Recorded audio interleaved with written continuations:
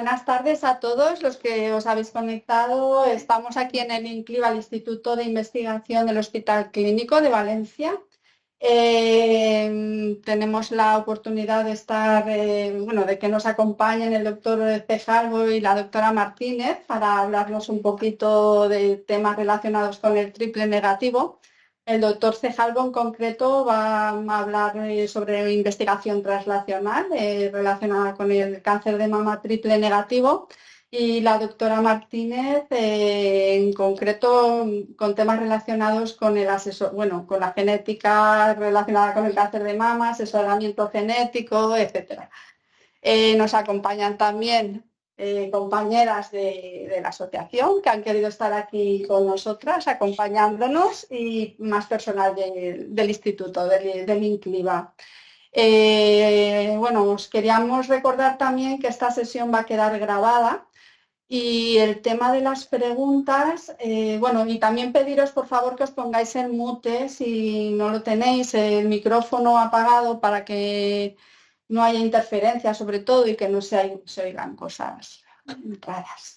Y luego también nos queríamos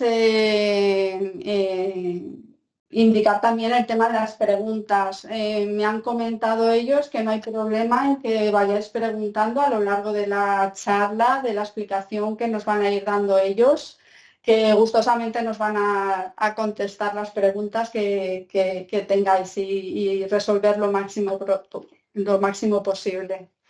Y nada, y sin más, ya doy paso al doctor Cejalvo. Disculpa, diles que es por WhatsApp. Sí, no te preocupes. Las preguntas serán por WhatsApp, ¿no? ¿Dices esto? Exacto, sí. En el chat de aquí no se puede hacer. Si te coges el ordenador, sí. Claro, lo único pero es me las van pasando a mí. Vale, no, sí, si no yo estoy... que si no podemos ver las preguntas, pero si deseas... No, yo conecto el chat y que las metan en el chat y te las paso, Marisa. Es que porque filtra de directo. Ya, por eso, pero te las paso. Empieza a haber preguntas. Sí, me indican que pueden preguntar en el chat y que mis compañeras me pasan las preguntas.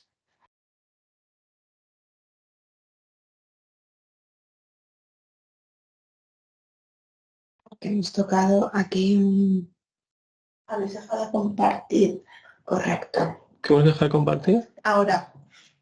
Espera. A ver. ¿Se está viendo esto? ¿Está viendo? Esto. Y pasar con esto. Sí, lo que pasa es que quiero... Esto es a modo de presentación, pero no sé por qué no se pone. Ya, de esa presentación a la representación.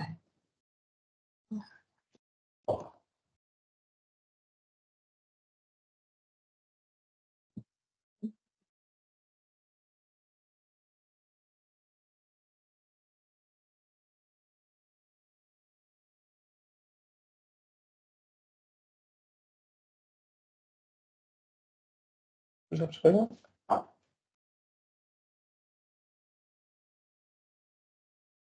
Voy a dejar de compartir y después de todo no compartir pantalla en vez de... Mira, si Estaba ahí, hermano. ya me miré. Estaba esto.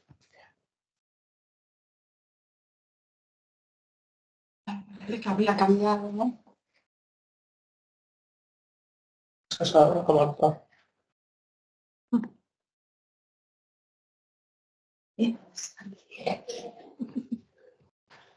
deja de funcionar. A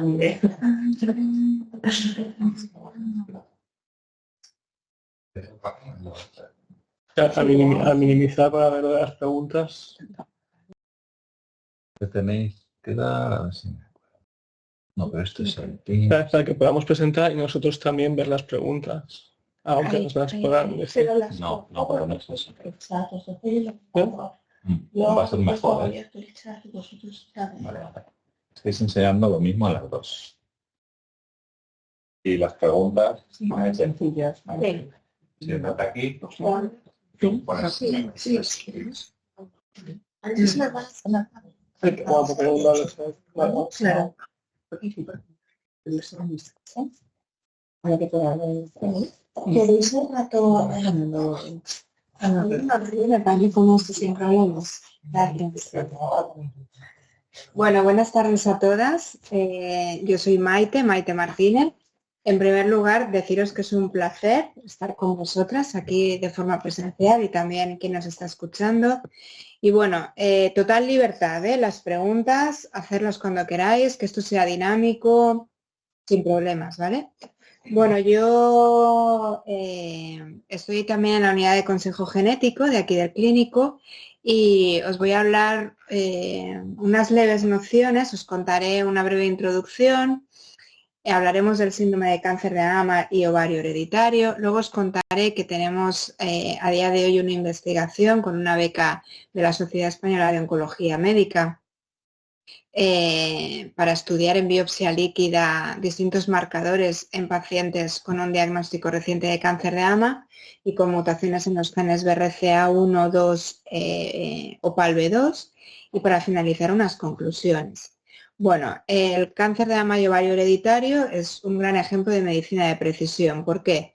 Porque tenemos la medicina predictiva y la medicina personalizada. Medicina predictiva porque podemos cuantificar un riesgo familiar, predecir y hacer estrategias de reducción de riesgo. ¿Por qué medicina personalizada? Pues porque a día de hoy tenemos fármacos dirigidos hacia esas alteraciones, sobre todo en aquellas pacientes que tienen mutaciones en los genes BRCA1 y BRCA2. ¿Qué diferencia hay entre tener una mutación en línea celular germinal o una mutación somática? Una mutación somática es una mutación que vemos en el tumor exclusivamente. Yo en sangre no tengo ninguna mutación. Una mutación germinal es una mutación heredada desde el nacimiento que está presente en el óvulo o en el espermatozoide. Todas las células están afectadas con esa mutación. Es decir, si tengo un tumor, también ese tumor tendrá esa mutación, pero porque todas mis células tienen esa mutación, ¿vale? Y las mutaciones en vía germinal se transmiten a la descendencia. Siempre decimos que cada hijo tiene un 50% de riesgo de haberlo heredado o no. Las mutaciones somáticas, por supuesto, que no se transmiten a la descendencia. Factores de riesgo de cáncer de mama, un poco lo sabemos todos, pero sabemos que el factor de riesgo más importante es la historia familiar de cáncer de mama. Sabemos que de todos los cánceres de mama, alrededor de un 75-80% serán esporádicos. Un 15-20% serán familiares y entre un 5 y un 10% serán hereditarios. ¿Qué es un cáncer esporádico? Pues habitualmente un caso único en la familia con una edad de aparición avanzada o en la edad de aparición típica del cáncer de mama, que es a partir de los 50 años. Un cáncer hereditario, múltiples casos del mismo tipo de cáncer, están afectos todas padres, o sea, no hay ninguna línea que se salte. Y el cáncer familiar, pues es la presencia de varios miembros afectos con diferentes neoplasias en una familia y en diferentes generaciones, ¿vale? Digamos que no hay un patrón claro de típicos que sea cáncer de mama, cáncer de ovario, sino que hay mezclados varios tipos de cáncer. En los últimos años han habido un montón de avances en cáncer hereditario, desde los años 80 en que aparecieron las primeras unidades de alto riesgo familiar. Bueno, tenemos avances tecnológicos, nuevas maneras de detectar estas mutaciones, hemos descubierto nuevos genes implicados que aumentan el riesgo de cáncer de mama y ovario hereditario. Desde el 2019 estamos haciendo paneles multigen, han aparecido nuevos tratamientos, con lo cual, bueno, esto ha sido realmente un boom en los últimos años y seguirá siendo porque los avances están ahí y cada vez se está investigando más. ¿Qué implicaciones van a tener los resultados de un estudio genético? Pues van a impactar en el manejo del individuo al que hacemos la analítica, pero también va a tener un impacto en sus familiares. Por lo tanto, ¿por qué es necesario conocer si hay una susceptibilidad de padecer cáncer en la familia? Pues porque evaluaremos el riesgo de padecer un determinado tipo de cáncer, el riesgo de tener unos segundos tumores, el riesgo de transmitirlo a la descendencia. Podemos incrementar la tasa de diagnósticos precoces, reducir el riesgo de padecer distintos tipos de cáncer, podemos modificar los tratamientos oncológicos y, sobre todo, mejorar también los conocimientos sobre la biología del cáncer. El consejo genético se define como un proceso de comunicación por el cual los miembros de una familia a riesgo para una enfermedad hereditaria serán informados acerca del pronóstico de la enfermedad, de su riesgo de presentar un cáncer, de la probabilidad que existe de transmitirlo a su descendencia, la posibilidad de un diagnóstico genético específico. Ahora también tenemos la posibilidad de hacer un diagnóstico preimplantacional para asegurarnos que los descendientes no tendrán esa mutación. Podemos hacer estrategias de detección precoz, un abordaje terapéutico y se explican todas las repercusiones que hay de la realización de un test genético. Y ahí, cuando explicas todo esto a las familias, a los individuos que vienen a hacer el estudio genético, ellos pueden decidir si quieren hacerlo o no. En la Comunidad Valenciana hay 5 unidades de asesoramiento genético. En Castellón hay una, en el Hospital Provincial. En Valencia hay 3, que son la FE, nosotros en el Clínico y el IVO. Y en Alicante está el Hospital General de Elche. ¿Cuáles son los profesionales que componen una unidad de consejo genético? Siempre hay un oncólogo médico, un genetista o un médico especialista, un psicólogo, una enfermera. Todos ellos estarán formados en cáncer y en genética, y un administrativo. Cuando recibimos los estudios genéticos, podemos tener un resultado positivo, es decir, se confirma que hay una mutación genética hereditaria y germinal. Puede aparecer una variante de significado incierto. ¿Esto qué significa? Bueno, esto significa que nosotros conocemos las variantes patogénicas que hay en un gen, pero puede aparecer una variante en una familia que a día de hoy no está estudiada si realmente es patogénica o es benigna. Yo puedo tener una alteración en un gen y ser totalmente benigno, y eso no afectará a que el gen funcione o no funcione. Si tengo una mutación patogénica, ese gen no funcionará, ¿vale? Entonces, normalmente lo que decimos, porque continuamente todas las bases de datos genéticas se están actualizando, siempre decimos que en 2 años contactaremos con los pacientes y, si eso se ha actualizado, daremos la información acerca de si esa variante se sabe que ahora es benigna o si es patogénica, y ahí empezamos como si es un resultado positivo, ¿vale? Y también está el resultado indeterminado no informativo. ¿Eso qué significa? Eso significa que de todos los estudios de genes que me han hecho, no se ha evidenciado ninguna mutación en ninguno. ¿Eso significa que me puedo quedar totalmente tranquilo o mis descendientes se pueden quedar totalmente tranquilos? No. Eso significa que a día de hoy, de las mutaciones que conocemos o de los genes que conocemos, no hay ninguna alteración. Entonces, ¿qué hacemos en estos casos? Pues se calcula el CANRIS. ¿Esto qué es? Un cálculo de probabilidades. Se calcula en los familiares. Si habéis pasado por una unidad de consejo genético, habréis visto que habitualmente, si es una familia con muchos antecedentes, que de hecho lo será porque han cumplido criterios para hacer el estudio, calculamos el riesgo, por ejemplo, de hermanas, de hijas, y en función de ese riesgo decimos, pues hay un riesgo, hay que hacer mamografías anuales a partir de tal edad hasta tal edad, porque hay un riesgo incrementado. No se puede saber si en esa familia a lo mejor hay un polimorfismo genético que a día de hoy no conocemos, ¿vale? Entonces se calcula el riesgo en los familiares y en el informe se explica lo que tienen que hacer, ¿vale? Los criterios de estudio genético, bueno, van a cambiar, ¿vale? Porque han salido nuevas directrices, tenemos que reunirnos las unidades de consejo genético con el ministerio.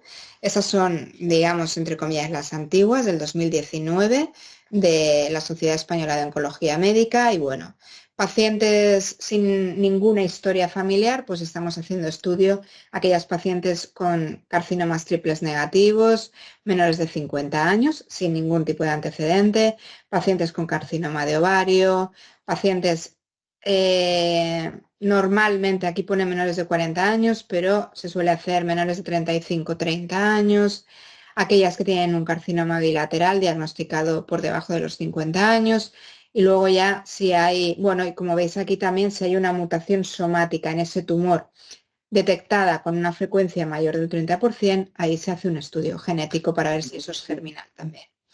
En el caso de que ya hayan 2 o más familiares, en función de la edad en la que se haya diagnosticado, se hace el estudio. Y cuando hay ya más de 3 familiares, eso ya va a estudio con paneles, ¿vale? ¿Qué implica ser portador de una mutación en un gen de predisposición a cáncer hereditario? ¿Significa que voy a tener cáncer seguro? No. Significa que tengo más riesgo que la población general de un determinado tipo de tumor o varios tipos de tumores, ¿vale? A día de hoy, los genes que conocemos que implicados en este síndrome de cáncer de mama hereditario son, como veis, el mayor porcentaje, un 60%, los genes BRCA1 y BRCA2. Después tenemos genes como PALB2, que también aumenta de un modo importante el riesgo de cáncer de mama. Tenemos CHEK2, ATM, RAF51, BRIP1, entre otros, ¿vale? Si yo tengo una mutación en los genes BRCA1 o BRCA2, el riesgo de cáncer de mama en la población sin mutación es alrededor de un 12%. Si tengo una mutación en el gen BRCA1, mi riesgo, según diferentes series científicas, irá desde un 46% a un 87%, o sea, es a un riesgo alto. Si tengo una mutación en BRCA2, entre un 38 y un 84%. También hay un aumento de riesgo de un segundo cáncer de mama primario, un riesgo de cáncer de ovario, como veis en la evolución general es de un 1 o 2%. Si tengo una mutación en BRCA1 es entre un 40 y un 63%, es alto. Por eso a todas estas pacientes les recomendamos que entre los 35 y 40 años hayan tenido descendencia para poder hacer una oforectomía. Una pregunta, Maite, están haciendo una pregunta. Si a corto plazo en los paneles se va a incluir RAF51C. Está incluido ya. En todos los, cuando se hace un estudio de paneles, el RAF51 está incluido. Sí. En cuanto a BRCA2, en cáncer de ovario también vemos que aumenta el riesgo. En estos casos sí que decimos de hacer una salpingoforectomía entre los 40 a 45 años. En cuanto a los varones, también no nos podemos olvidar de los varones que también tienen un riesgo aumentado, tanto de cáncer de mama, que es bajo, pero también de cáncer de próstata. Por ello, en los varones también damos recomendaciones a este nivel. ¿Qué seguimiento hacemos en pacientes sanas portadoras de mutación? Bueno, pues normalmente todo empieza a los 25 años. Se hace una mamografía basal a esa edad y luego a partir de los 30 años, porque hay un riesgo de irradiación, hasta los 30 años no se vuelven a hacer mamografías. La resonancia sí que es a partir de los 25 años y a nivel ginecológico una ecografía transvaginal y un marcador 12,5 a partir de los 30-35 años. También se ha visto en diferentes familias, si hay antecedentes de cáncer de páncreas, sí que recomendamos hacer seguimientos para diagnosticar ese carcinoma de páncreas. Hacemos seguimientos con ecoendoscopia o con resonancia abdominal. En cuanto a las cirugías reductoras de riesgo, las que habéis venido a una unidad de consejo genético, sabéis que os decimos que a nivel de la mama, a día de hoy, no hay diferente supervivencia si yo decido hacerme una mastectomía bilateral o hacer seguimientos. ¿Por qué no hay diferencia de supervivencia? Pues porque si hago seguimientos y diagnostico en una etapa precoz, mi supervivencia no se va a modificar. Yo voy a recibir tratamientos y en principio la supervivencia no se va a mejorar, no va a disminuir. Si me quito las mamas, el riesgo de que aparezca lo minimizo mucho, pero la supervivencia, eligiendo cualquiera de las dos cosas, es similar. sí que decimos, porque tiene un impacto en la mortalidad, que hay que quitar trompas y ovarios, ¿vale? Eso es importante hacerlo, como os he dicho, en las BRCA1 entre los 35 y 40 años, BRCA2 recomendamos entre los 40 y 45 años. En cuanto en los hombres, hay que hacer un PSA a partir de los 40 años, hay que hacer una autoexploración mamaria y lo que hemos hablado del cáncer de páncreas solo si hay antecedentes familiares, si no. ¿Qué sabemos de otros genes? Bueno, pues el gen PALB2 vemos que aumenta también de un modo importante el riesgo de cáncer de mama, entre un 40 y un 60%.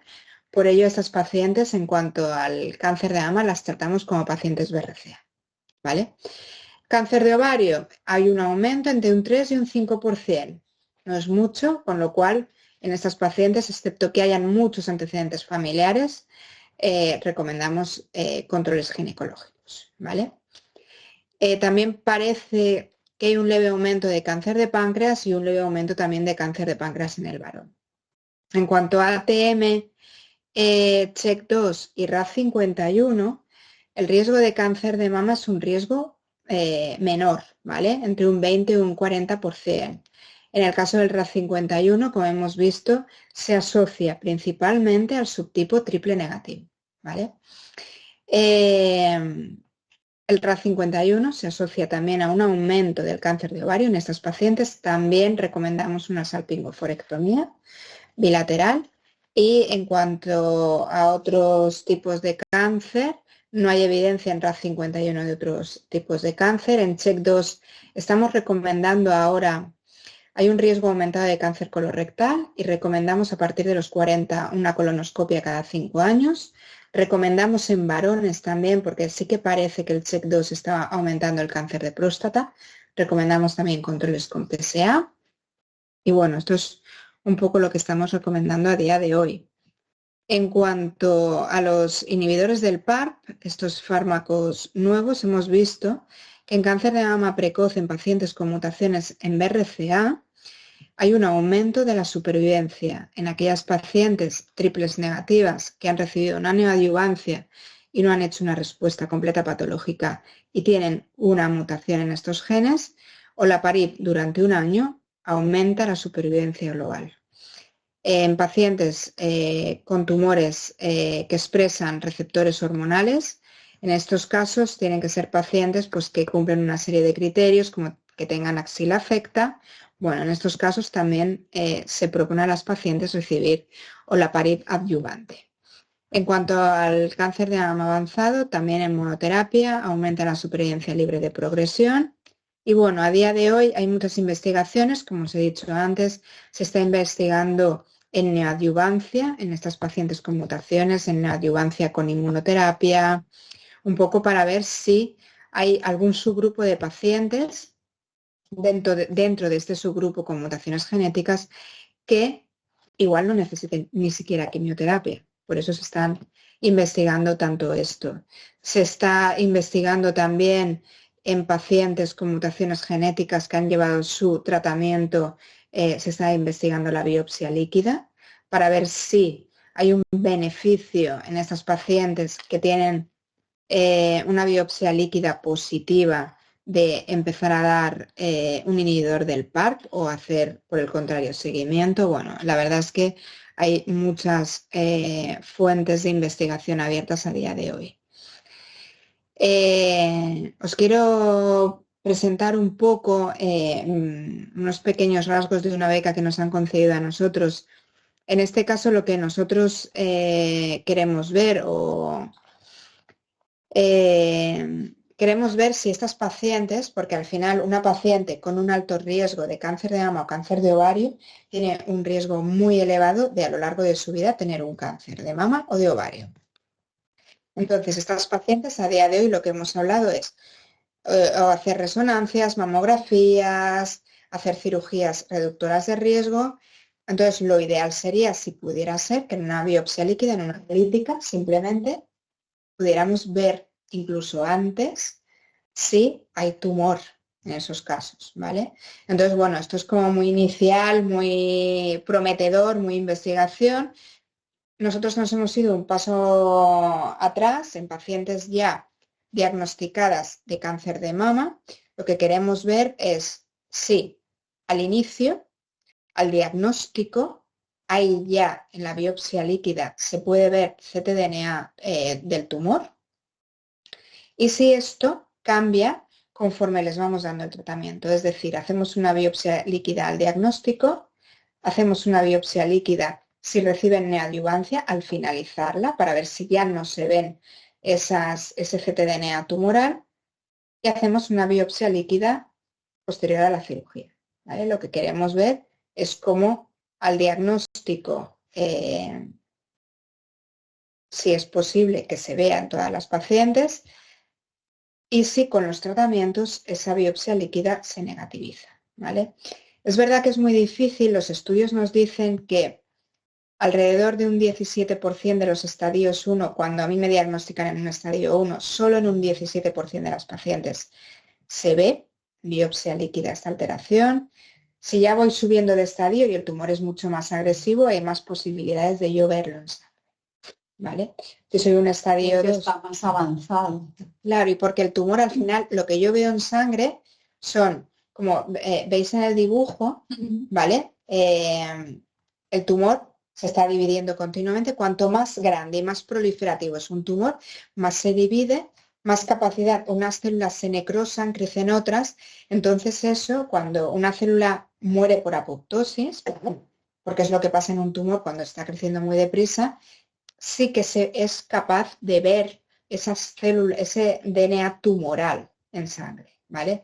Entonces, claro, un tumor que sea poco proliferativo o muy pequeño es más difícil de ver, ¿vale? Entonces, bueno, nosotros inicialmente lo que hemos propuesto es investigar, hacer esto en 15 pacientes. Como os he dicho, la idea es al diagnóstico, después de la neoadyuvancia y después de la cirugía. O después de la cirugía, si no va a neoadyuvancia, un poco ir viendo qué pasa con los tratamientos que estamos viendo, ¿vale? A día de hoy tenemos 9 pacientes, 5 son BRCA1, 4 son BRCA2. Vemos que la mayoría han recibido una neoadyuvancia, 4 triples negativos, un microinvasor, un ER2 y 2 tumores luminales. ¿Qué hemos visto? Hemos analizado 3 pacientes. La paciente con un estadio 1A, el ctDNA ha salido negativo, que es bueno lo que dicen en los estudios previos. Solo hemos visto ctDNA positivo en una paciente con un triple negativo y con un estadio 2A. ¿Vale? Bueno, no, perdonar, en las 2 triples negativos con estadio 2A y 3B hemos visto ctDNA positivo. ¿Vale? Es lo que cuadra con lo que os he contado. Tumores como más agresivos, más proliferativos, pues es más fácil que yo vea en sangre esos restos de tumor. ¿Vale? Y bueno, ya para finalizar, como conclusiones, eso, que nos quede claro que solo entre un 5 y un 10% de cáncer de mama es hereditario, pero que es muy importante identificar a esos pacientes que requieren un estudio genético. Es importantísimo hacer estos paneles de genes porque se van a beneficiar las pacientes y sus familiares. Las mutaciones en los genes BRCA1 y PALB2 aumentan mucho el riesgo de cáncer de mama, por lo cual en esos pacientes vamos a recomendar medidas de diagnóstico precoz y o cirugía para disminuir este riesgo. En otros genes como ATM, CHEK2 aumentan el riesgo de forma moderada, por lo que este seguimiento se ajustará dependiendo de los antecedentes familiares de cáncer. No es lo mismo que yo tenga una paciente con ATM, con una mutación en ATM y en CHEK2 que no tenga prácticamente antecedentes de cáncer de mama, que prácticamente sea todo cáncer de próstata, por ejemplo, que una paciente que tenga esas mutaciones y que su madre haya tenido cáncer de mama, su abuela, su hermana. Entonces esas recomendaciones variarían mucho en función de ese árbol familiar. Las indicaciones del test genético se han ido ampliando a medida que se han incorporado nuevas estrategias de manejo clínico y de tratamiento. De hecho, como os he dicho, con el estudio Olympia, que es el que ha demostrado un aumento de supervivencia en estas pacientes curadas Después de la neoadyuvancia, ese estudio lo que va a hacer es que hagamos a muchas más pacientes, por ejemplo, triples negativas, el estudio, porque se van a beneficiar de un tratamiento. Entonces esto va a ser muy importante hacerlo. Desde luego hay pacientes que a lo mejor tener una mutación no significa tener un cáncer. A lo mejor yo tengo una mutación y en mi familia viene por parte paterna y no se ha desarrollado un cáncer o hay muchos hijos únicos en esas familias. Es que todo depende del árbol familiar y va a ser más importante hacer esos estudios genéticos. El estudio, el test genético debe de acompañarse siempre de un asesoramiento.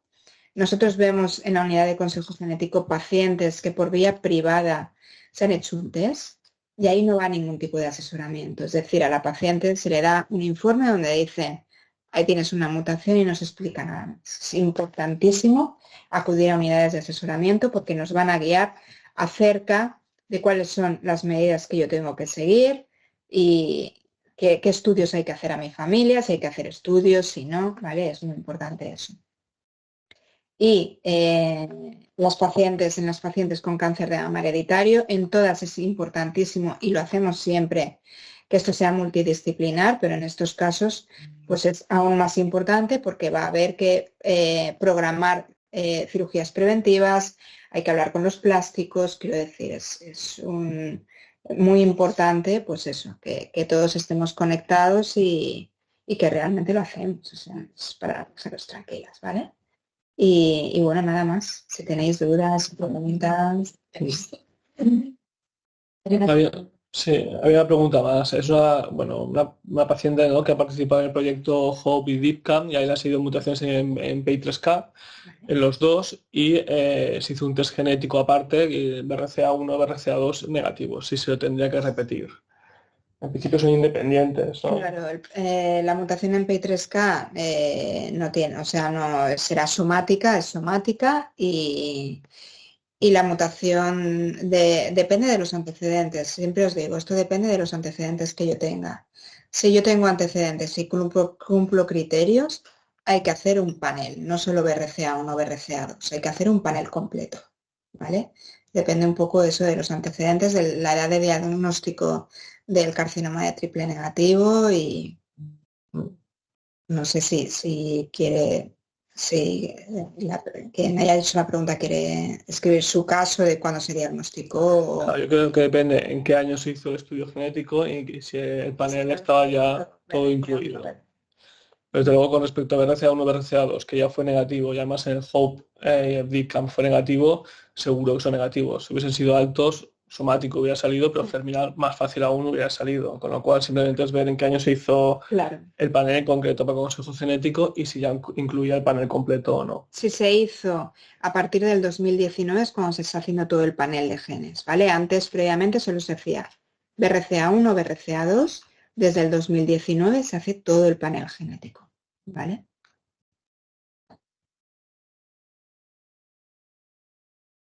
Y una pregunta que me preguntan por aquí.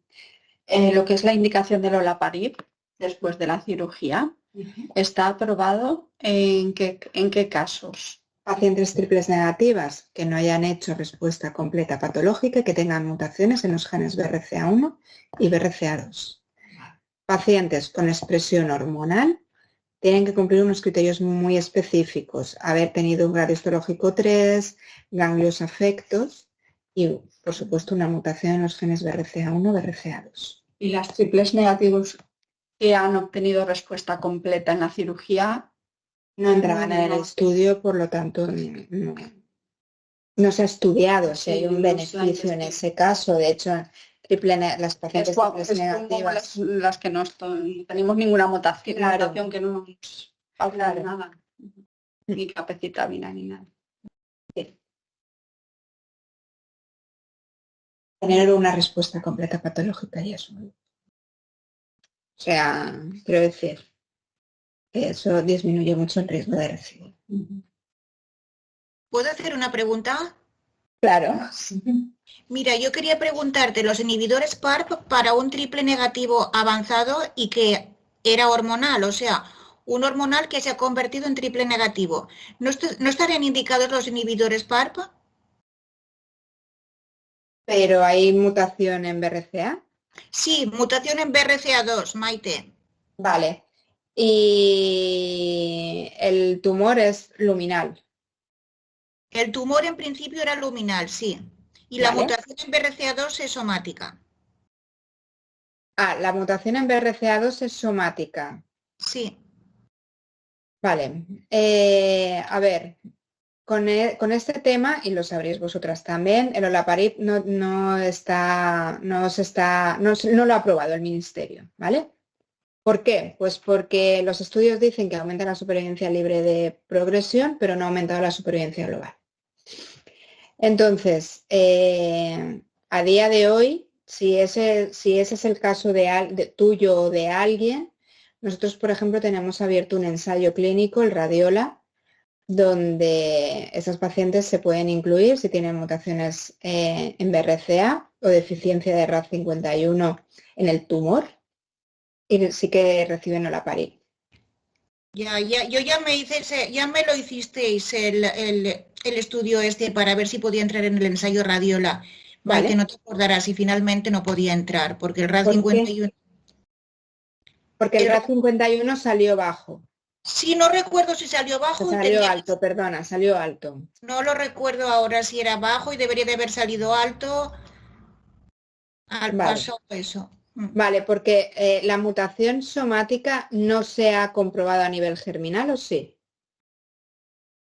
La mutación somática de BRCA. Pues no. A ver, yo estuve ahí. ¿Quién eres? Soy Alicia Escrivá. Alicia Escrivá. He estado ahí en octubre, noviembre, entré me visteis para ver si podía entrar en el ensayo Radiola. Me estudiaste tú, Maite, estuve charlando contigo. Vale. Pues déjame que lo revise, pero yo creo que es porque el BRCA lo hicimos a nivel germinal y salió negativo, si no me equivoco, ¿eh? ¿Hacerlo a nivel germinal qué significa? Perdona mi torpeza. En una analítica de sangre. Sí, me hicisteis analítica de sangre, sí, sí. Vale, pues yo creo que es por eso, ¿eh? Si no me equivoco, ahora Alicia de memoria no lo recuerdo. Ya. Pero si no entras en el Radiola, sí. si hubieses cumplido criterios para recibir olaparib, te aseguro que te lo hubiésemos dado. Ya, no lo dudo, Maite, de veras que no lo dudo. Lo sé, pero para que te quedes tranquila que si hubieses tenido cualquier beneficio, pensáramos que hubieses tenido un beneficio de olaparib, te lo habríamos dado, ¿eh? Sí, lo sé, Maite, tú me lo dijiste personalmente. Pero bueno, siempre me he quedado, por eso te he preguntado, los inhibidores PARP en el triple negativo avanzado. Y que previamente era hormonal, Claro, pero es requisito tener una mutación en BRCA, ¿sabes? Pero germinal. Sí. No somática. Correcto, no somática. De todas maneras... es una mutación germinal.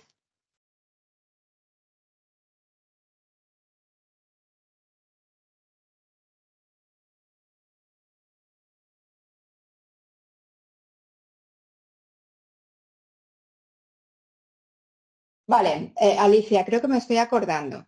Esa mutación en el tumor Sí. no era patogénica, porque yo creo que hablé con la fe, ¿te acuerdas? Sí, hablaste con la fe delante mío, sí. Correcto. Entonces, estaba en una zona oscura, Maite. Estaba en una zona oscura. Bueno, zona oscura es que es una mutación, que es lo que hablamos, que no parece patogénica, lo que os estaba contando de variantes de efecto desconocido. Entonces, esa variante en el tumor no se podía considerar patogénica, entonces no hubieses tenido beneficio del olaparib. Es decir, hubiésemos perdido una línea. Si tú hubieses empezado con el olaparib sin tener una mutación, es que el olaparib en pacientes sin mutación no ha demostrado ningún beneficio.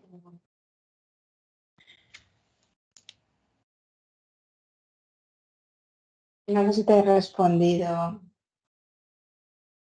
A ver, ¿puedes repetirme qué significa no patogénica? Yo tenía mutación en tumor en BRCA2, un 35%, en la biopsia líquida salió. Correcto, pero ¿te acuerdas que yo llamé al hacer Sí, delante de mí y llamaste. confirmé que no era que eso no generaba que el BRCA no funcionara? Cuando yo tengo una mutación patogénica, mi BRCA, el gen, no funciona. Que no está demostrado que esa alteración es responsable del tumor. Vale.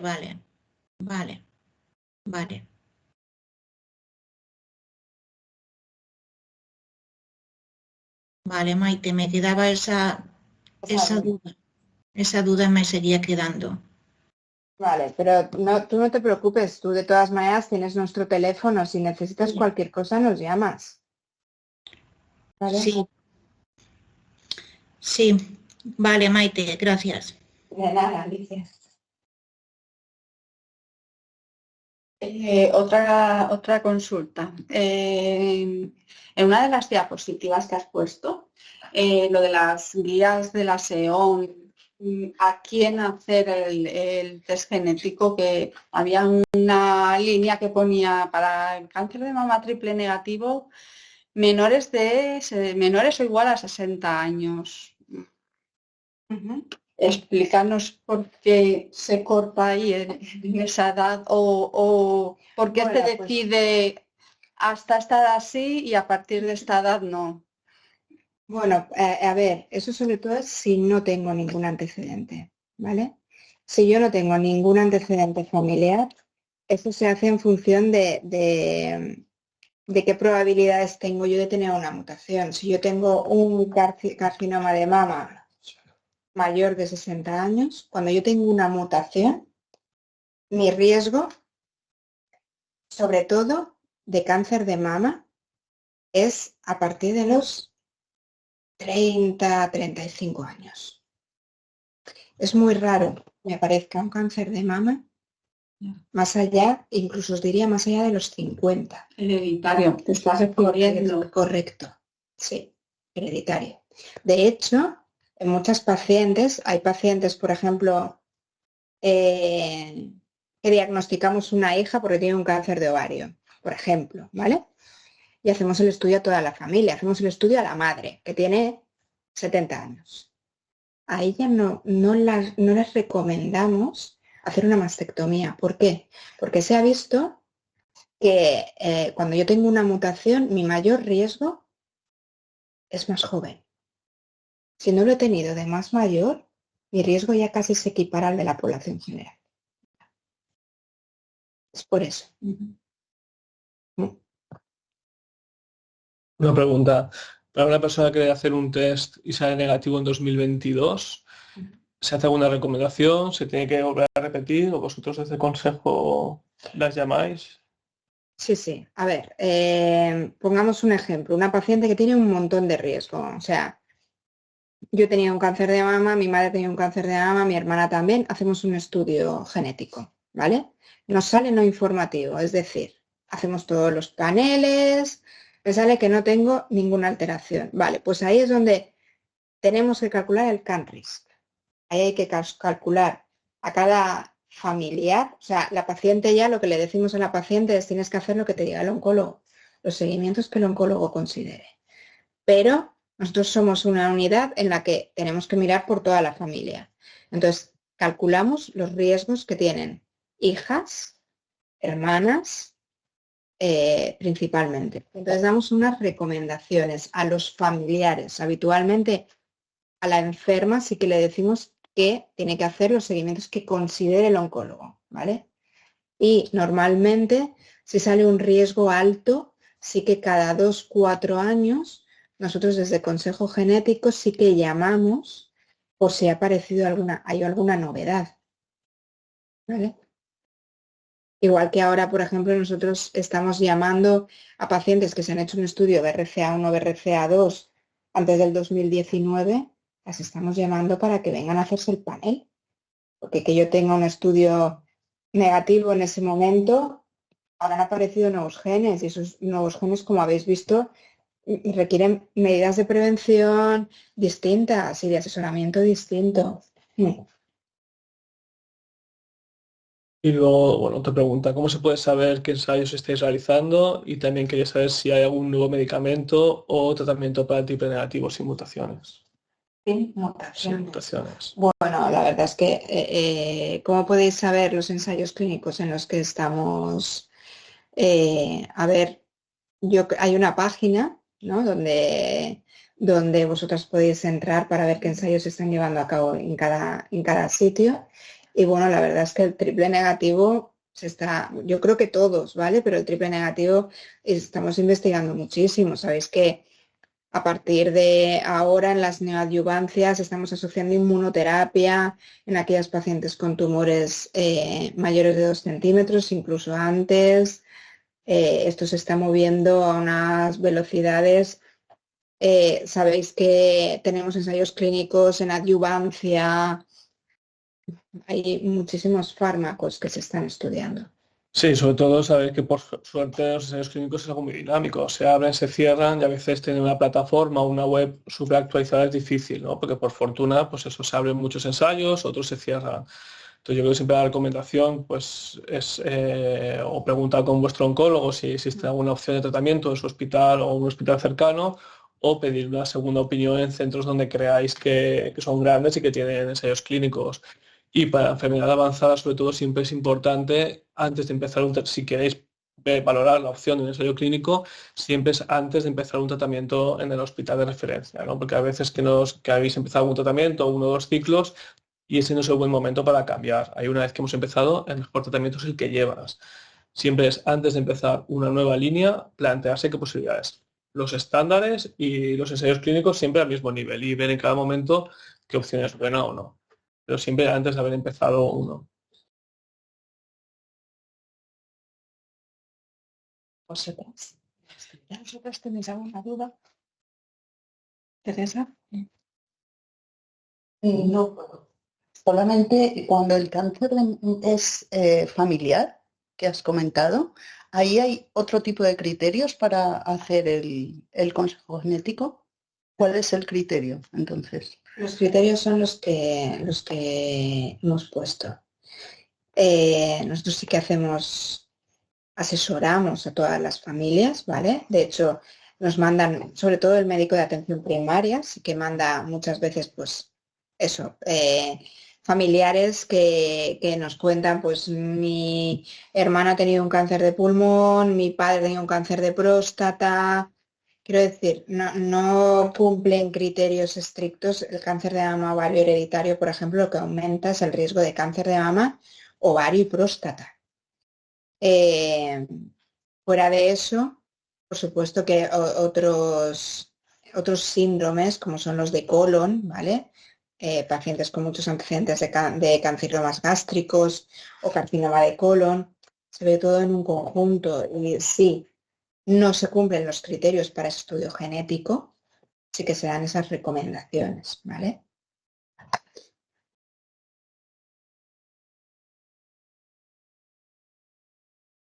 ¿Algo más? ¿Alguna otra pregunta ahí? De momento, ¿tenéis alguna otra pregunta? Sí, yo quería hacer otra pregunta. ¿Puedo? Soy Alicia. Mira, yo no sé si la habéis contestado antes porque me he conectado tarde. ¿Cómo se comporta un triple negativo mutado? O sea, uno que era previamente hormonal y ha mutado a triple negativo en estadio avanzado. ¿Cuál es su comportamiento en líneas generales?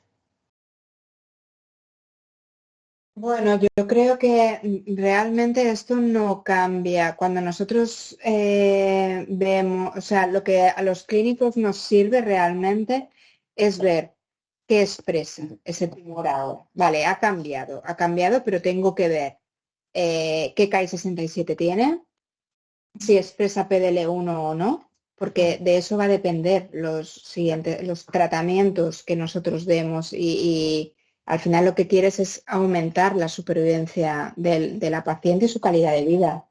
Entonces, no tiene por qué ser más agresivo ni menos agresivo que el inicial. Eso depende mucho de otras muchas cosas que expresa el tumor. Vale. Muy bien, gracias, Maite. De nada, Alicia.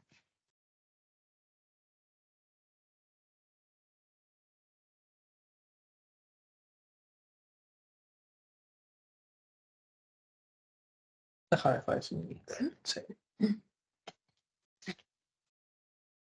Buenas, bueno, voy a explicaros un poco también los avances del proyecto que tenemos, de uno de los proyectos que tenemos sobre cáncer de mama triple negativo. Aquí lo mismo, podéis ir interrumpiéndome. A ver si esto lo hacemos bien.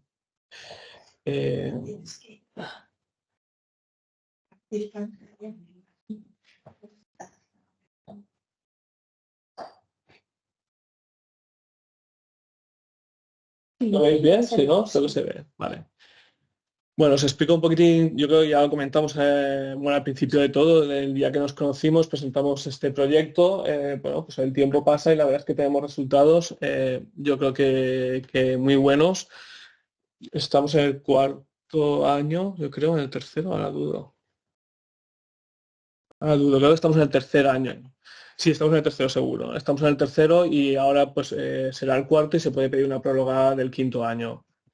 Bueno, os lo presentamos. El título, bueno, pues es entender los mecanismos de resistencia a la quimioterapia en cáncer de mama triple negativo precoz.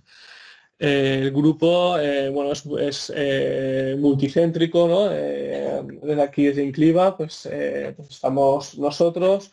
Contamos también con el IRB de Barcelona, con el doctor Ángel Nebreda, que hace la parte, nosotros hacemos la parte más translacional, el IRB de Barcelona hace la parte más básica, y luego están estos dos centros de Cantabria, donde hacemos más la parte bioinformática. Estos son los 4 grupos que llevamos un breve recordatorio de qué es el cáncer de mama, ¿no? Sabéis todas que, bueno, pues hay 3 subtipos a grandes rasgos a nivel de inmunohistoquimia, los luminales, que pueden ser luminales A o B. El luminal no quiere decir otra cosa que las células expresan receptores hormonales, no sé si es el ratón, sí. Y aquí está representado con estos puntitos, son receptores que están dentro de la célula. Entonces, cuando esto está expresado, pues son tratamientos, son cáncer de mama luminal. El cáncer de mama HER2 positivo, lo que quiere decir es que en la superficie de la célula, en la membrana, existe esta proteína que se llama HER2, una proteína transmembrana, es decir, tiene una parte extracelular, otra parte que está atravesando la membrana y una parte intracelular. Y esta enfermedad, esto es muy importante porque el HER2 es el que manda a la célula lo que tiene que hacer, que en el caso del cáncer pues es siempre la proliferación, la división. Esto es como lo vemos en el microscopio, un HER2 positivo, y esta enfermedad puede ser con receptores hormonales negativos o receptores hormonales positivos, que esto es lo que le llamamos triple positivo, ¿no? Que tiene receptores hormonales, receptor HER2, pero también receptores hormonales. Y los triples negativos, su característica principal a nivel del microscopio, el primer análisis que hacemos, pues como veis esta célula no tiene ni receptores hormonales dentro de la célula, ni receptores HER2 en la superficie. Entonces, clásicamente este tumor siempre ha sido, bueno, sigue siendo un tumor muy heterogéneo, pero que clásicamente lo hemos tratado siempre con quimioterapia. ¿Por qué? Porque precisamente no tiene una diana, no tiene proteína HER2 para actuar contra esa proteína, no tiene receptores hormonales para actuar contra esos receptores. Pero por suerte y gracias a la investigación, esto cada vez empieza a ser menos verdad. Porque por un lado tenemos la inmunoterapia, que de hecho en los 3 subtipos, en el único en el que hoy por hoy hay un beneficio y muy importante en el triple negativo, el uso de la inmunoterapia. Y luego, pues bueno, todo lo que está saliendo de los nuevos fármacos, que son los ADCs, los anticuerpos inmunoconjugados, que es un anticuerpo que va contra una proteína y que lleva quimioterapia incorporada. Pues también en el cáncer de mama triple negativo, también en los otros, pero en el cáncer de mama triple negativo, que precisamente es un tipo que siempre hemos tenido carencia de targets, de dianas, con estos nuevos fármacos se abren nuevas oportunidades. Bien, pues en el proyecto lo que buscamos es cuando ponemos un tratamiento, bueno, aquí he puesto de quimioterapia, pero bueno, también inmuno, ¿no? Tenemos un tumor y nuestro objetivo es poner tratamiento y hacer que todas esas células se mueran, ¿no? Y que cuando vayamos a operar no quede ninguna célula, que es lo que llamamos respuesta patológica completa. Pero sabemos que las células pueden tener mecanismos de resistencia a los tratamientos. Los mecanismos de resistencia al tratamiento pueden ser intrínsecos, es decir, que están desde el inicio, donde tú aquí tenemos las células, ponemos un tratamiento y ya de inicio hay células que sobreviven al tratamiento y luego pueden generar pues, en un futuro la enfermedad avanzada, las metástasis. Esto es la resistencia intrínseca o resistencia adquirida. La resistencia adquirida es que las células son sensibles, hay algunas que no es como aquí que se quedan vivas, sino que aquí que se quedan un poco, pues quizás en el letargo, y que con el tiempo adquieren mutaciones o algunas alteraciones que les puede hacer resistentes al tratamiento en un futuro. Entonces, el objetivo del proyecto, pues proponemos identificar el perfil molecular del cáncer de mama triple negativo mediante estudios funcionales y modelos que ahora veremos de cáncer de mama para identificar sobre todo estos factores o bien de resistencia o sensibilidad al tratamiento, biomarcadores predictivos, es decir, que podamos estudiar pues, o bien proteínas o bien genes o firmas que nos puedan predecir antes de empezar el tratamiento si va a responder o no va a responder, para poder buscar alternativas y además buscar también nuevas dianas terapéuticas. Para eso lo que se ha hecho es... Para eso lo que se ha hecho es un screen molecular. Esta es la parte que se está haciendo en Barcelona, que es con células, en este caso de cáncer de mama de ratón. Se le pone el tratamiento exactamente igual que a las pacientes. Como veis, lo digo porque luego veremos las diferencias. Cuando trabajamos in vitro, las células crecen una al lado de la otra, como si fuese las aceras, ¿no? Los azulejos, ¿no? Y esto es importante luego para ver cómo los modelos pueden ser más complejos y más traslacionales.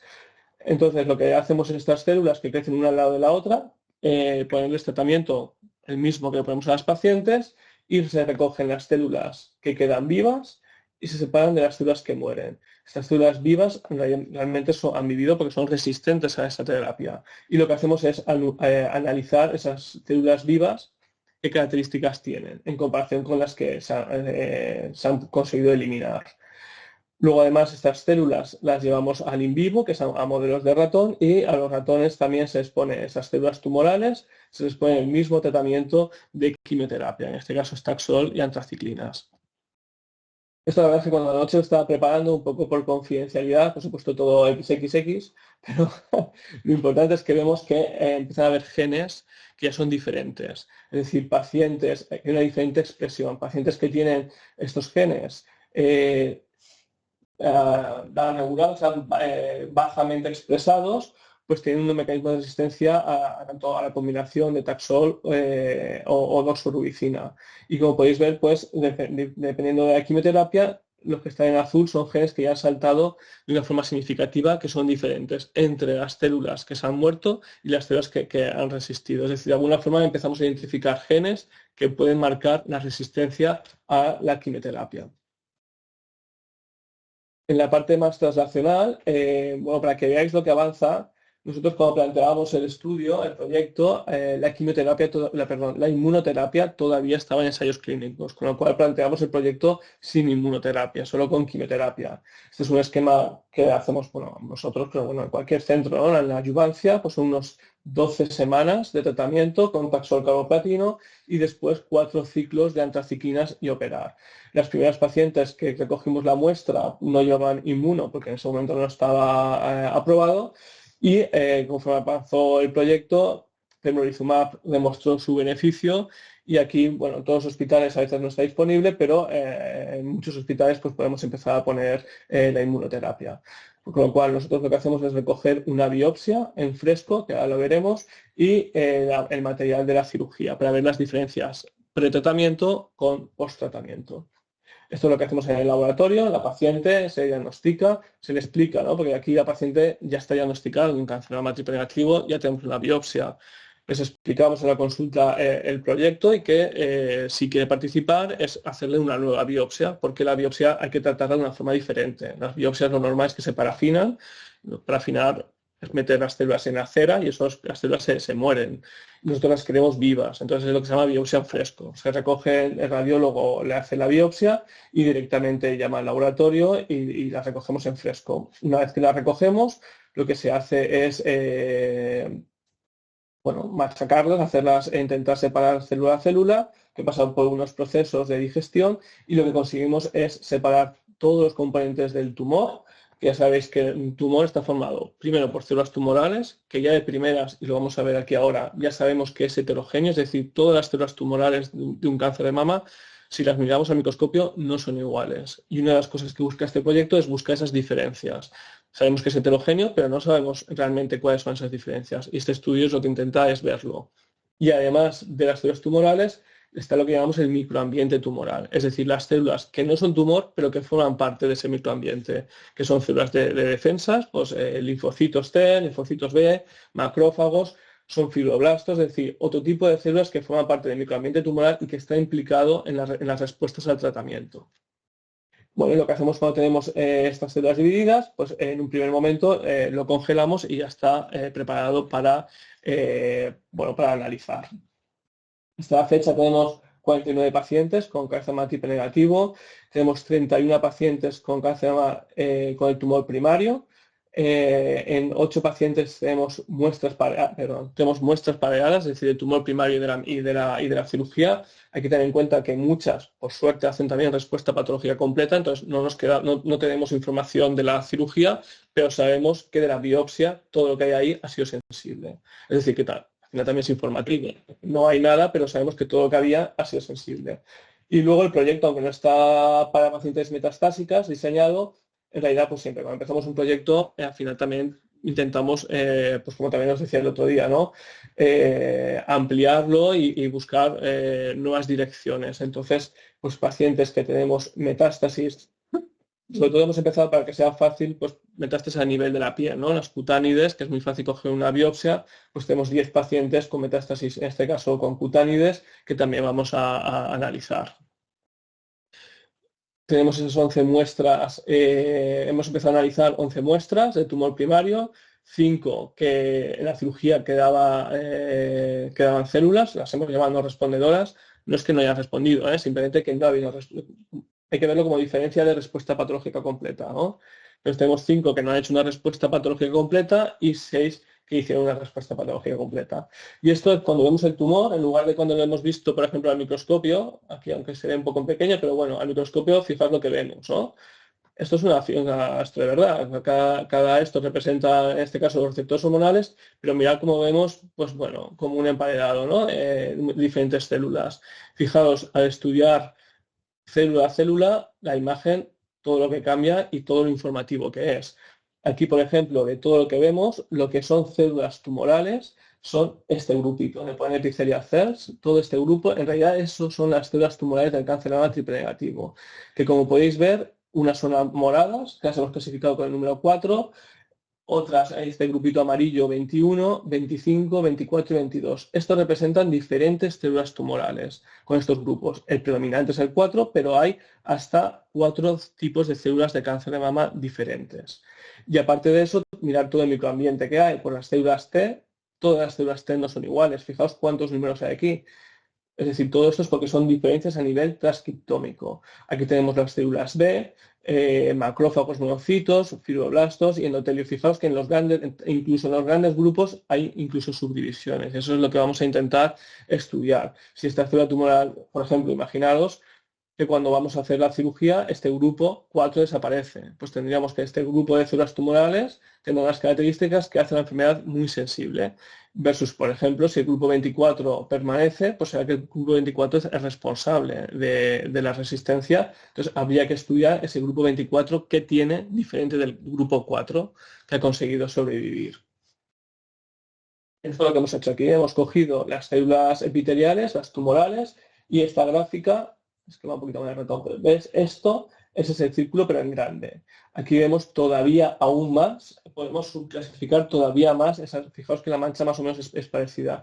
Conseguimos clasificar aún más todavía cómo son esas células. Y aquí lo que hemos hecho es ver, estos son como perfiles transcriptómicos, ¿no? De forma global a nivel biológico, y aquí lo que vemos es esos genes diferentes, qué días, ¿no? Lo que vemos es, tenemos un poquito las conclusiones, se ha puesto que en un primer momento vemos que hay heterogeneidad intratumor, que es esto, pero también extratumor, tumor microambiente, que es heterogéneo, y que además, veis aquí, esto es cada grupito de células, pues tienen unas vías o unos genes sobreexpresados. Esto también va a hablar de cómo es su comportamiento con el tratamiento.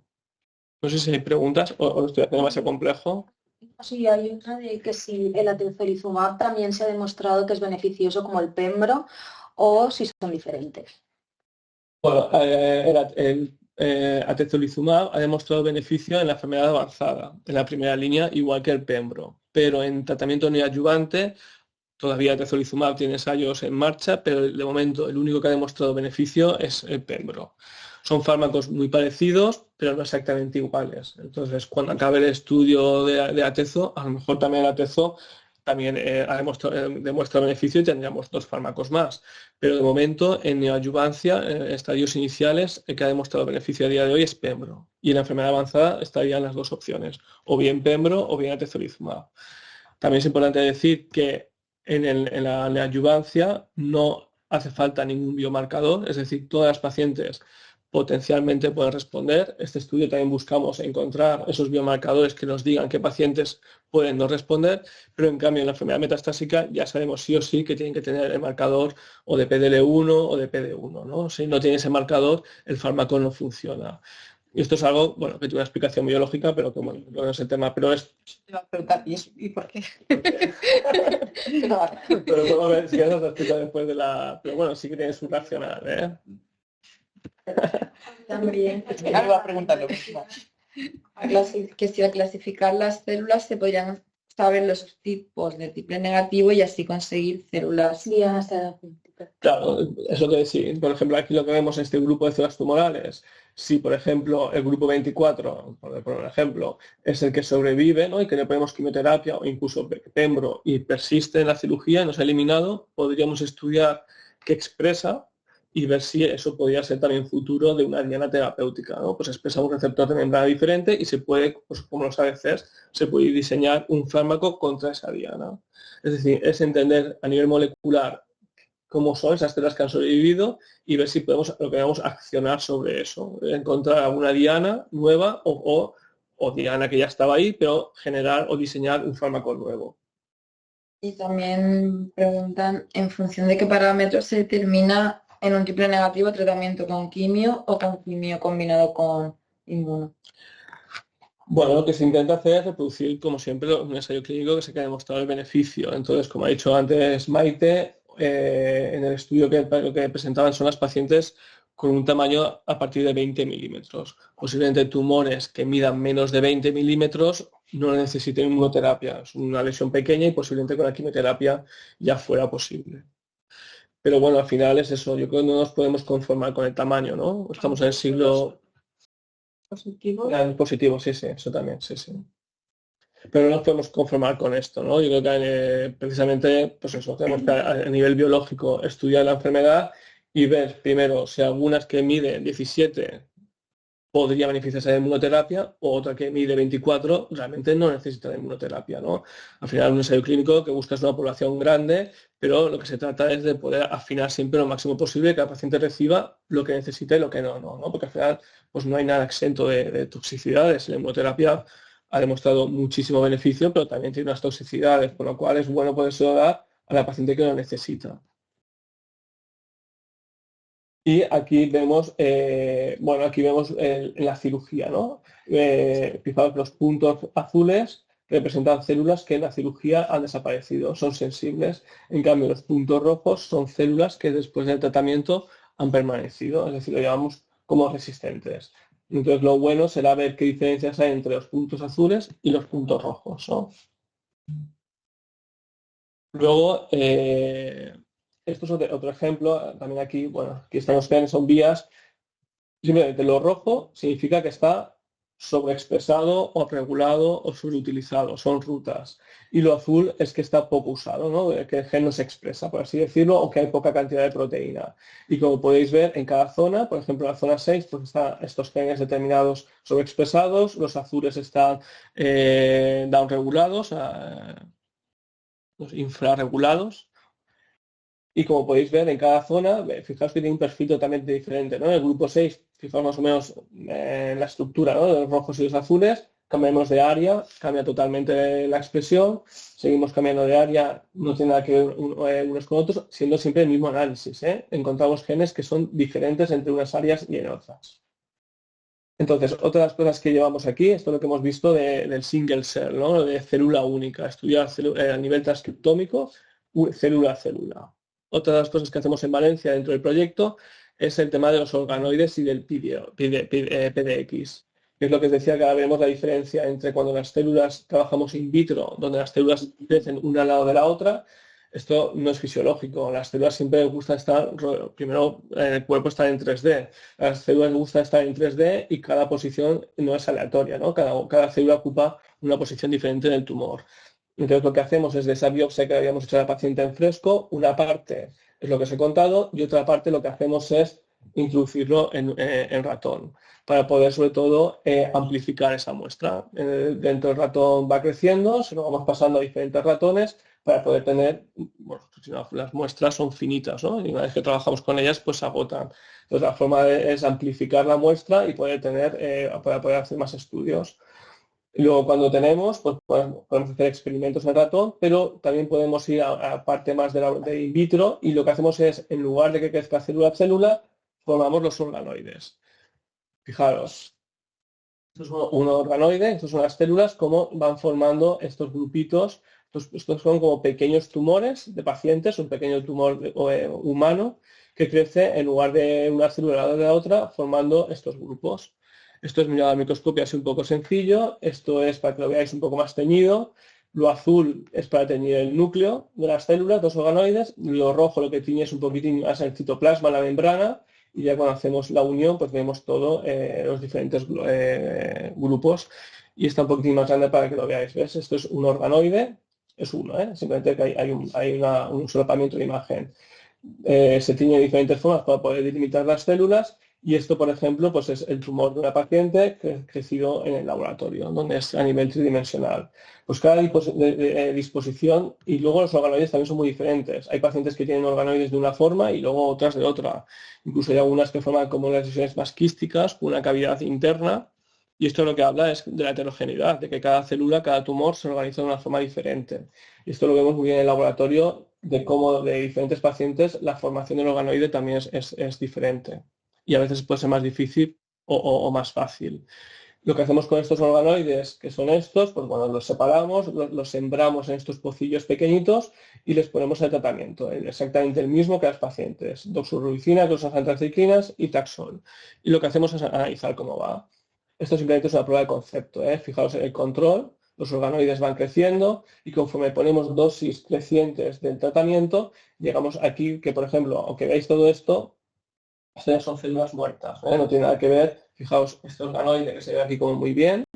Esto como es tridimensional, lo de abajo es que está a diferente altura. Cuando miramos al microscopio vemos una capa solo, pero esto es tridimensional. Entonces, esto que se ve aquí abajo, por ejemplo, está más borroso porque está más, esto por ejemplo es exactamente igual que esto, pero como está más abajo, pues está borroso.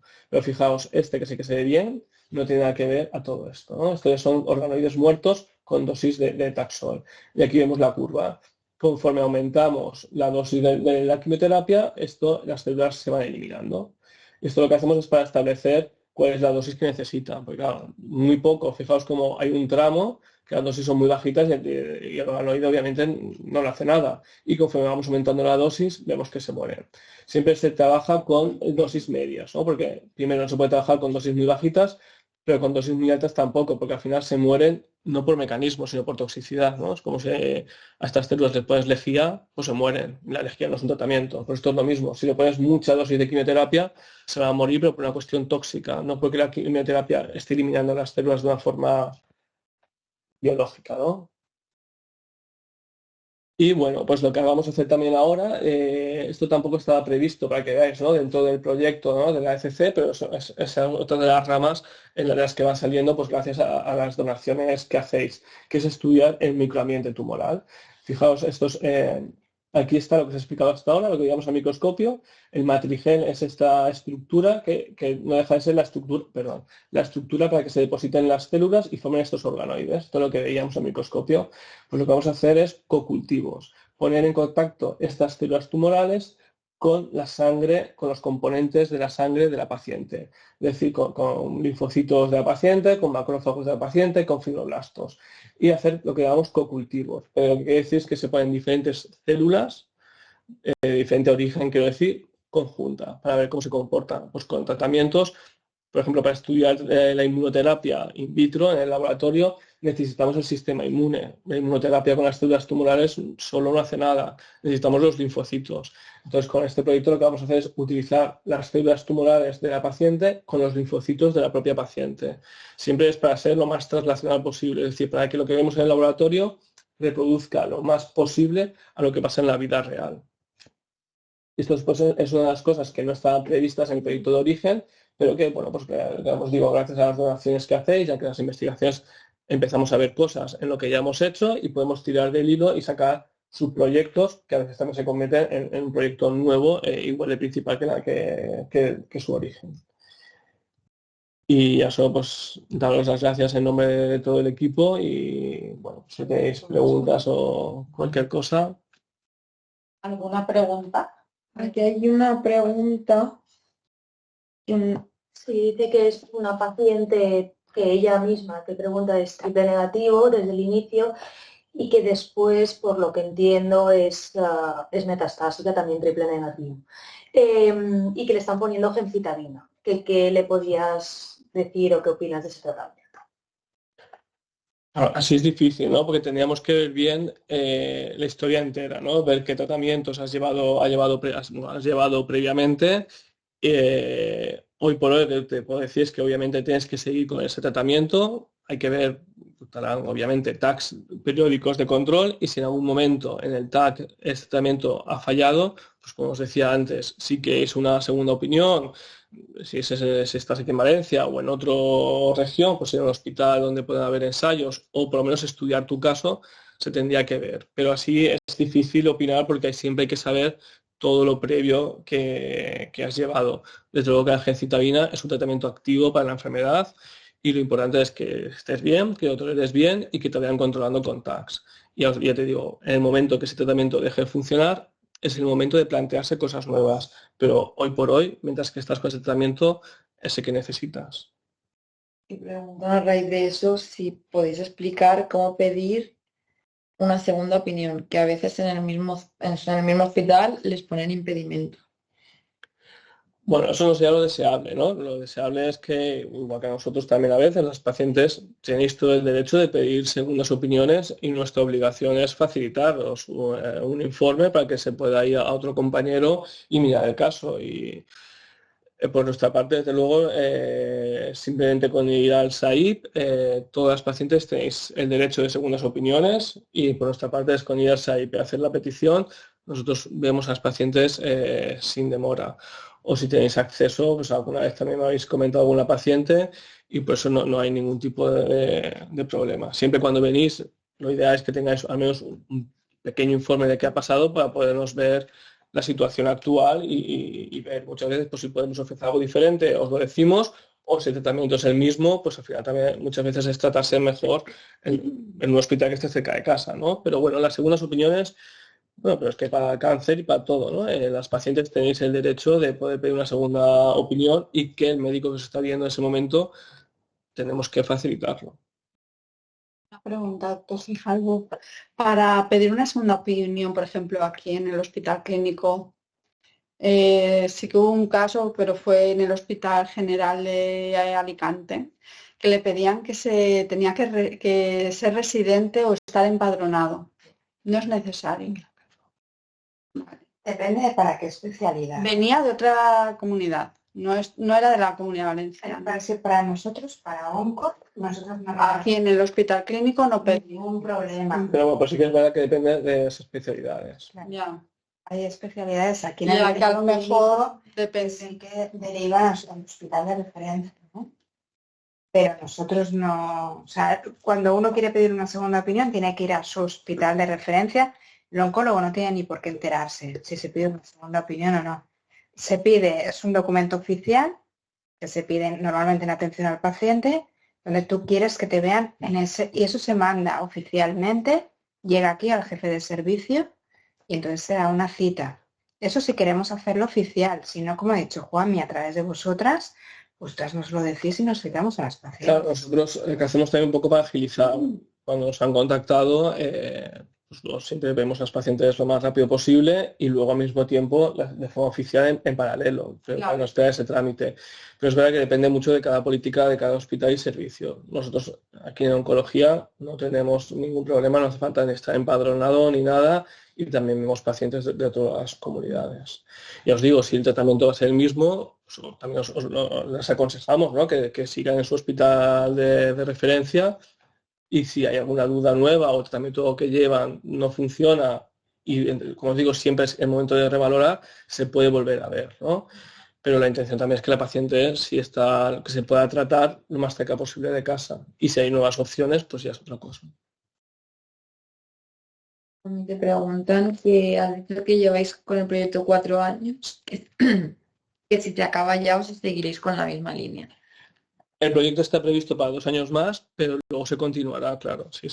De hecho, como habéis visto, esta parte no estaba prevista en el proyecto de inicio, y bueno, y la otra, y este reglamento de organoides tampoco, ¿eh? O sea que sí, cuando se hace un proyecto de este estilo, lo que se hace es generar tanto conocimiento que da lugar a otros proyectos para tirar del hilo. Esto es como un screening, ¿no? Donde vamos a intentar de forma muy global ver esas diferencias que hay entre células que responden y no, pero luego con lo que salga habrá que seguir investigando y tirar del hilo de esos posibles receptores que salgan o de esas firmas genéticas que predican una respuesta o una resistencia. Pero sí que se continuará, y por lo pronto este proyecto tiene para 2 años, tiene para 1 más y para poder pedir próloga para un 5º. ¿Usted tiene un proyecto aproximadamente?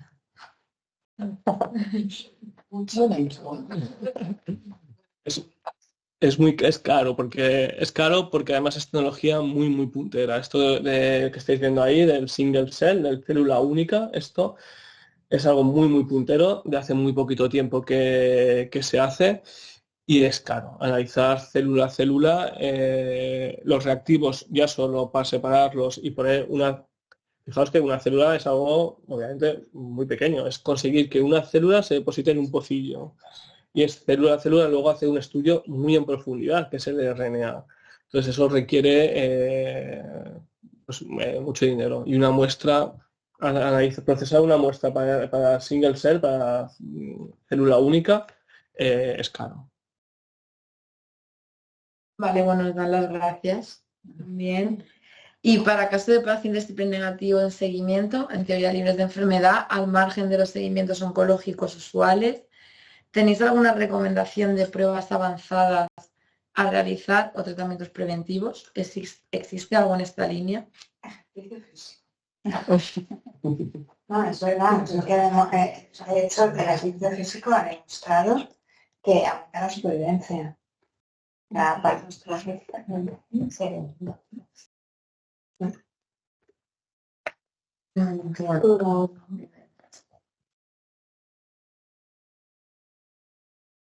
sé si vosotras tenéis alguna pregunta.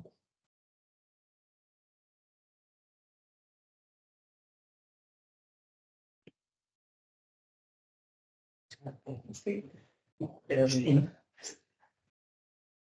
No, pero sí. No, sí. Que no se ha entendido bien la última respuesta. Sí, la última respuesta es que realmente con una paciente con un cáncer triple negativo que ha llevado su tratamiento de quimioterapia o quimioterapia más inmunoterapia, se opera y luego más a nivel preventivo no hay nada más que el control y el seguimiento y ya está. Y lo que decía Maite es que la actividad física hoy por hoy, pero para cáncer triple negativo para todos, hoy por hoy ha demostrado que tiene un beneficio en supervivencia. O sea que sí que es importante.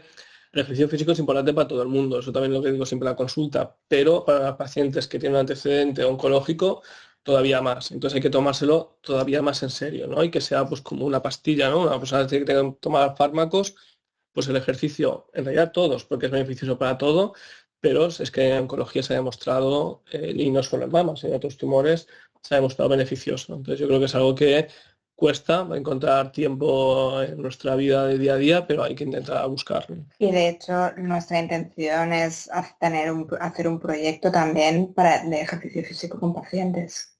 Que el martes estuvimos hablando con Elena García, que es una chica de ciencias del deporte que ya ha formado grupos en Castellón. Estás en ese grupo, pues queremos hacer algo parecido aquí en Valencia. Claro, porque no puedes, yo creo que todos prescribimos ejercicio físico, pero a veces nos preguntáis, ¿y qué ejercicio?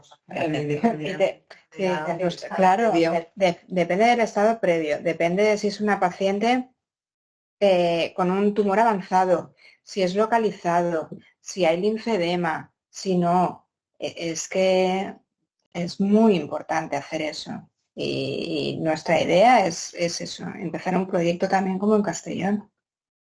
Sí. Muy bien.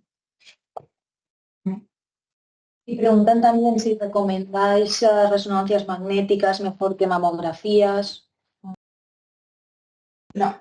De hecho, la resonancia magnética se reserva habitualmente para pacientes con mutaciones genéticas o en el caso de pacientes que haces la mamografía y es una mama muy densa, en esos casos nosotros sí que hacemos resonancias, porque la mama muy densa no se ve por mamografía, pero lo habitual es seguimientos con mamografía. Sí, la mejor prueba es la mamografía y cuando la mamografía, o porque la mama es densa o por otros motivos, genera dudas, entonces ampliamos a la ecografía o resonancia.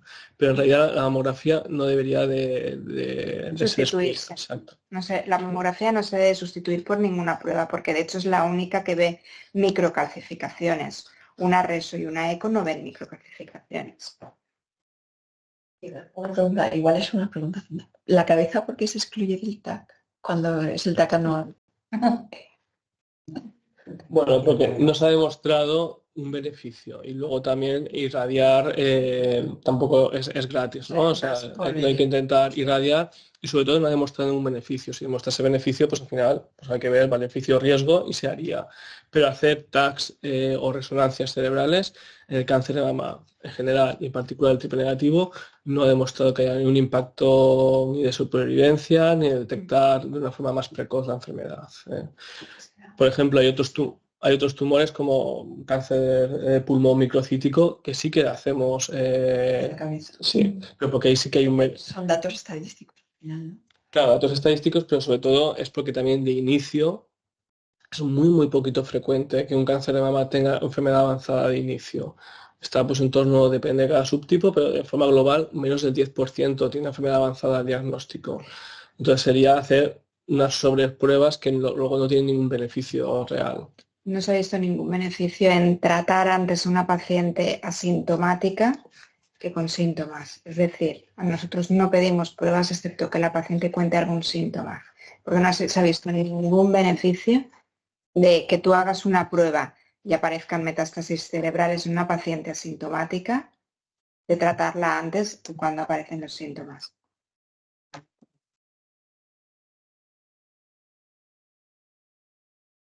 No hay, leí hace poco que, bueno, han hecho unos estudios sobre el tema de la neblina mental que ocasionan los tratamientos. Entonces, ahí hay alguna, no sé, algún tipo de...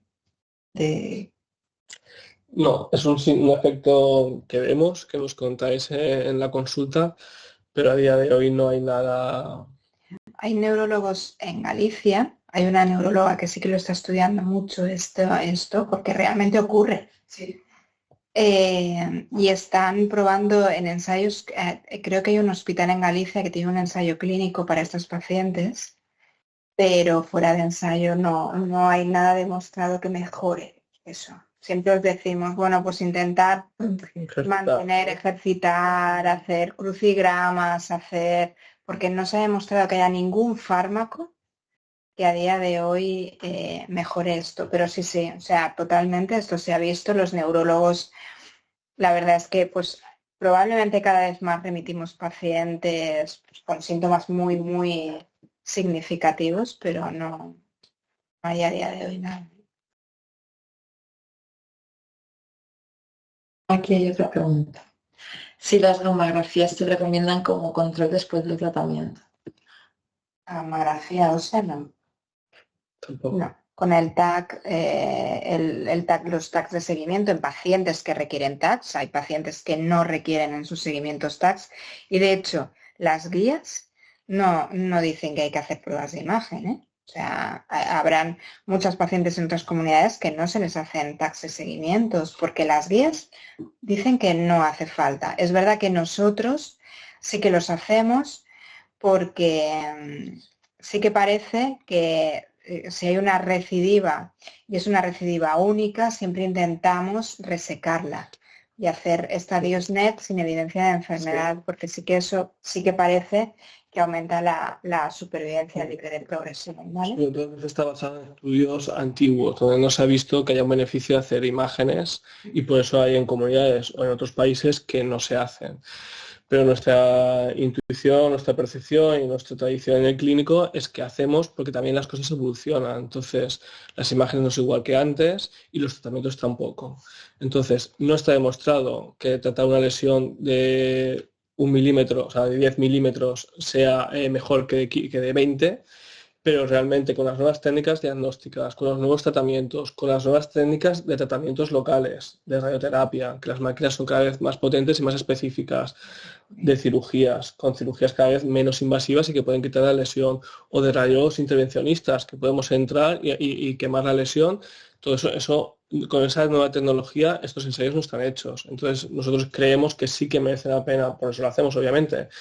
No está demostrado y muchos centros no se hacen, pero nosotros creemos que sí que merece la pena, ¿no? Y es buscar esas pacientes que llamamos también oligometastásicas, que es que tienen una lesión pequeña y que a veces podemos quitar esa lesión y dejarlas en lo que llamamos estadios NED, sin evidencia de enfermedad. Y tenemos pacientes con enfermedad metastásica curadas, que llevan 20 años con una lesión en la vértebra, que se quitó esa vértebra y que a día de hoy están sin enfermedad. O pacientes de la consulta, nuestra paciente con cáncer de mama triple negativo, una lesión pequeña en el hígado, radiofrecuencia en el hígado y lleva 4 años sin tratamiento y le haces un TAC y no hay nada de nada. Es decir, sí que tenemos la idea de que, por eso lo hacemos, claro, de que esto sí que mejora realmente y que podemos ayudar a los pacientes. Pero la gamografía, que es la pregunta, no. Es que ponen que hay una paciente que le hacen PET cada 3 meses. A ver, hay pacientes a las que hacemos PET-TAC, o sea, todo esto depende pues de la paciente, de las características. O sea, como decía Juan, por ejemplo, tengo una paciente que ha tenido una recidiva gástrica que no se veía en el TAC, que se ha visto porque captaba en el PET y no captaba en ningún otro sitio. Entonces, esa paciente, si yo le voy a hacer TACs, probablemente no vea esa progresión de enfermedad, entonces tengo que hacerle un PET porque no se ve en el TAC. Entonces es que todo esto depende de las características del tumor.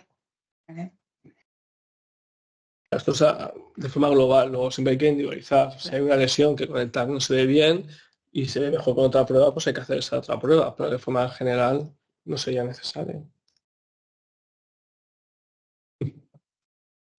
Una vez terminado todo el tratamiento, el seguimiento incluiría alguna prueba de imagen. Lo que nosotros hacemos depende del tumor y del riesgo de recidiva. Si es un triple negativo, los primeros 5 años hacemos TAC, mamografía anual y analítica cada 6 meses. Eso es un poco nuestra... Aquí, sí. Que vuelvo a repetir, eso es aquí, no significa que nosotros lo hagamos mejor que los demás. Las guías dicen mamografía anual y analítica. No podemos decir que no hacer TAC esté mal hecho, porque no está mal hecho y es lo que se recomienda en las guías. Simplemente pues que aquí hacemos esto otro y no lo hacemos simplemente tampoco, igual que el otro no está mal, nosotros no lo hacemos por saltarnos las guías de forma arbitraria, lo hacemos pensando en lo que os hemos comentado, pero realmente no hacer es lo que marcan las guías europeas y americanas.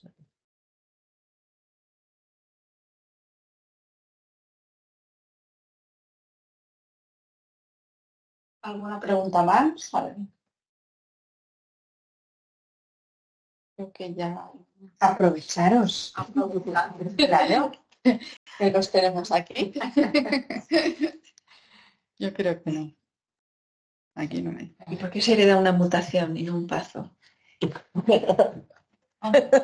Yo siempre digo, parte de la mutación heredamos cosas muy buenas de nuestros padres, no solo la mutación. Sí.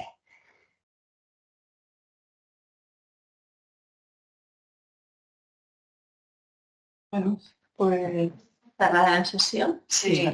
Bueno, no sé si mis compañeras de la asociación queréis decir algo. Marta, Eli, Mónica.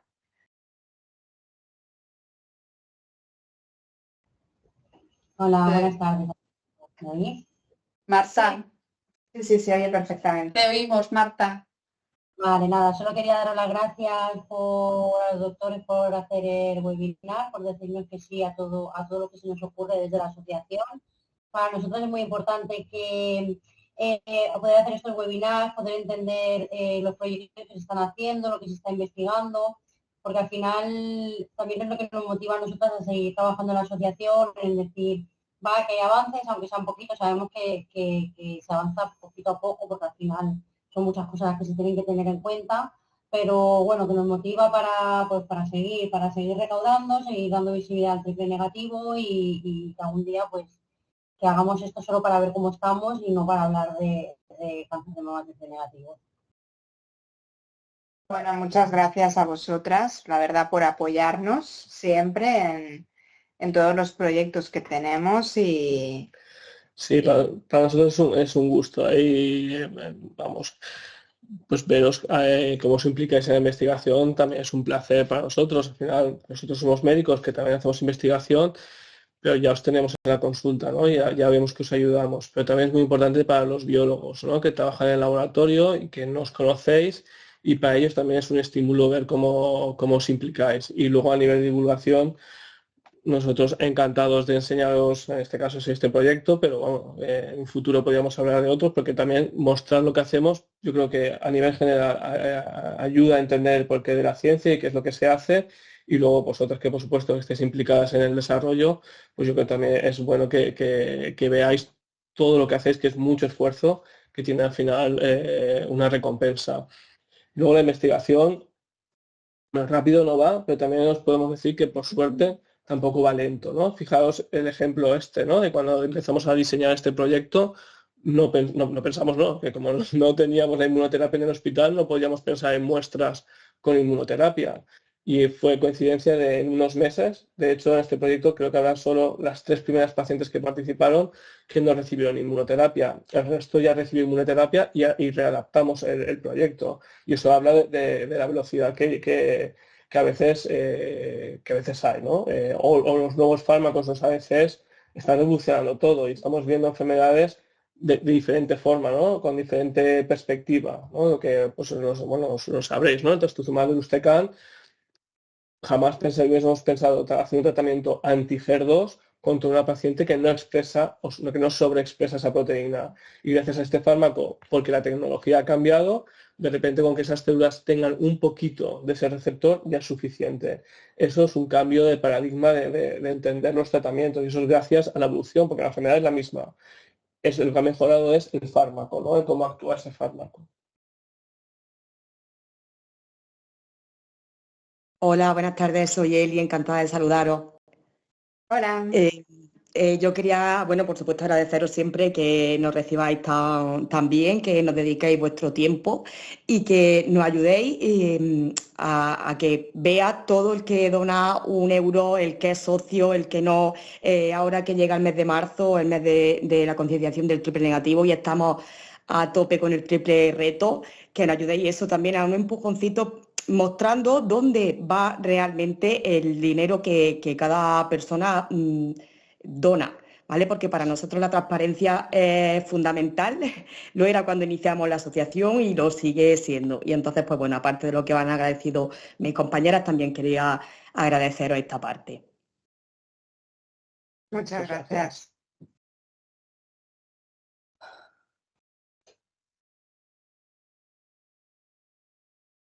Ya está. ¿El qué? Que te pidas, Pues nada, lo que han dicho mis compañeras, agradeceros como siempre vuestra disponibilidad, que siempre estáis ahí, os preguntamos si siempre estáis ahí, a través de Carmen, de Maite y sobre todo, pues este tipo de charlas, la verdad, son muy buenas porque son necesarias porque necesitamos que las pacientes estemos informadas. No somos las mismas pacientes que hace 20 años. Hace 20 años la paciente, tú le decías, te voy a poner esta quimio, luego esto y luego esto, vale.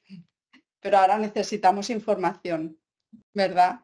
O sea, y este tipo de charlas creo que nos ayuda a entender y que nosotros entendamos, también creo que es bueno a la hora de estar en la consulta, para vosotros también, porque hace a lo mejor que, pues, no sé, un ejemplo, un cumplimiento de una adherencia al tratamiento. Si yo sé que esto es así o asá, yo voy a cumplir mejor con ese tratamiento. Sí, por ejemplo, entonces esa información mutua y un beneficio mutuo. Y bueno, nada, eso, que me enrollo. Gracias.